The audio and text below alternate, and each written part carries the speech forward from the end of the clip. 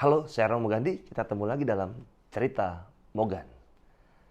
Hari ini kita merayakan peringatan wajib Santa Lucia, perawan dan juga martir. Maka kita akan merenungi dari Injil Matius 21, 28 sampai dengan 32. Yesus berkata kepada imam-imam kepala dan pemuka-pemuka bangsa Yahudi, "Bagaimana pendapatmu? Ada orang yang mempunyai 2 anak laki-laki. Ia pergi kepada yang sulung dan berkata, 'Anakku, pergilah bekerja di kebun anggur hari ini.' Jawab anak itu, 'Baik, Bapa.' Tetapi ia tidak pergi. Lalu orang itu pergi kepada anak yang kedua dan berkata demikian juga. Dan anak itu menjawab, 'Tidak mau.' Tetapi kemudian ia menyesal lalu pergi juga. Siapakah di antara kedua orang anak itu yang melakukan kehendak ayahnya?" Jawab mereka, "Yang kedua." Maka berkatalah Yesus kepada mereka, "Aku berkata kepadamu, sesungguhnya pemungut-pemungut cukai dan pelacur-pelacur akan mendahului kalian masuk ke dalam kerajaan Allah. Sebab Yohanes Pembaptis datang menunjukkan jalan kebenaran kepada kalian dan kalian tidak percaya kepadanya. Dan meskipun kalian melihatnya, namun kemudian kalian tidak menyesal. Dan kalian tidak juga percaya kepadanya." Teman-teman, bacaan Injil hari ini sebetulnya mau menegaskan kepada kita betapa pentingnya perbuatan baik daripada sekedar mengatakan apa yang baik. Ada sebuah gradasi di sini. Pentingnya perbuatan baik daripada sekedar mengatakan apa yang baik. Perbuatan lebih penting dari perkataan. Maka kalau Anda melihat dalam seluruh kehidupan kita, ada orang yang bisa dikatakan tanda kutip manis bibir, manis mulut, tetapi sebetulnya perbuatannya tidak melakukan hal tersebut. Dan dikatakan dalam Injil hari ini, seorang bapa mempunyai 2 anak laki-laki. Suatu hari ia menyuruh kedua anak itu untuk pergi ke kebun anggur. Dan 2 sikap muncul menanggapi permintaan tersebut. Anak yang pertama itu mengatakan apa? Mengatakan, "Iya Bapak, iya." Tetapi kemudian ternyata ia tidak melakukan apa-apa. Sesungguhnya sikap ini menunjukkan yang namanya ketidaktaatannya kepada kehendak sang bapa. Anak ini tahu apa yang dikehendaki bapaknya, tetapi tidak melakukannya.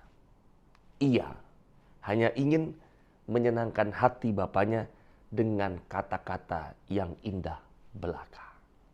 Ingat tadi, orang ada yang masuk dalam kategori manis bibir atau mulut yang manis. Dan hari ini anak pertama termasuk adalah orang yang manis bibir, yang hanya ingin menyenangkan hati bapaknya dengan kata-kata yang indah belaka. Sedangkan anak yang kedua itu mengatakan tidak. Jawaban ini tentunya mengecewakan hati bapaknya.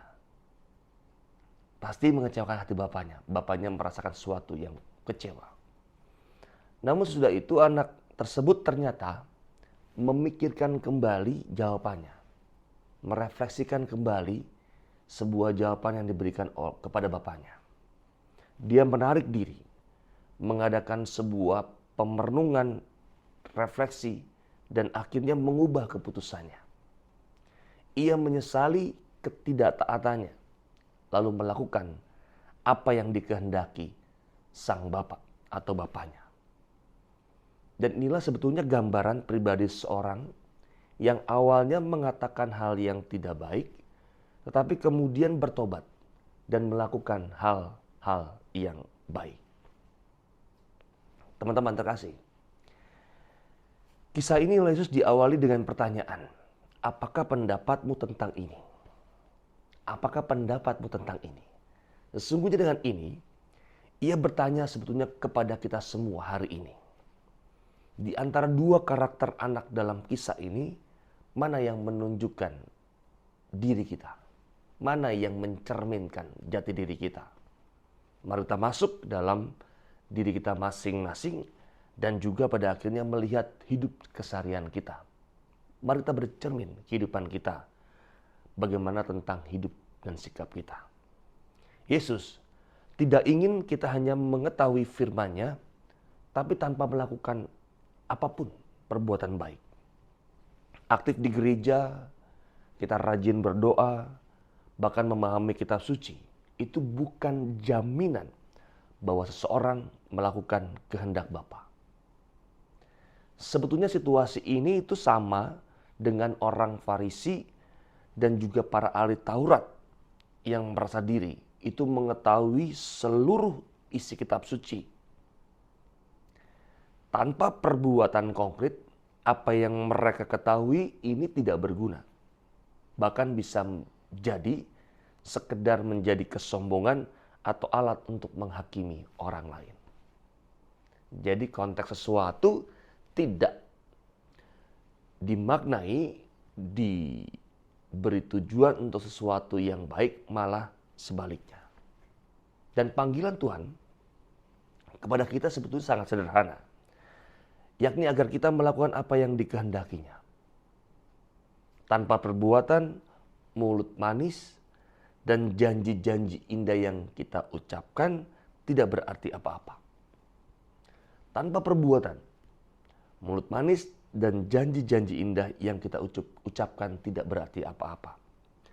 Orang yang melakukan kehendak Tuhan adalah mereka yang setelah mendengarkan firman-Nya, mewujudkannya hal tersebut dalam perbuatan-perbuatan baik. Dan inilah yang diperjuangkan oleh kita. Maka mari kita berjuang dengan tekun dan sungguh-sungguh untuk melakukan kehendak Tuhan dalam keseluruhan hidup kita. Maka selamat menjalani hidup ini dengan baik, dan pesannya mari kita berjuang. Bukan hanya sekedar mempunyai mulut atau bibir yang manis, tetapi sungguh punya hati yang baik dengan perbuatan konkret yang baik pula. Selamat menjalani hari ini, selamat berjuang untuk melakukan hal yang baik dan tetap menjadi orang yang baik. Maka kita mohon berkat Tuhan untuk semua hal yang mau kita perjuangkan hari ini. Tuhan bersamamu dan bersama rohmu. Berkat Allah melimpah untuk kita semua yang ada di sini, keluarga kita, orang-orang yang kita kasih dan cintai dimanapun mereka berada, terlebih sungguh untuk segala usaha-usaha baik yang mau kita upayakan dan perjuangkan dalam hidup ini, selalu dilindungi, dibimbing dan diberkati oleh Allah yang Maha Kuasa, Bapa dan Putra dan Roh Kudus. Amin. Kita mulai dalam cerita Mogan yang berikutnya yang juga tidak kalah menarik. Saya Romo Gandhi. Dadah.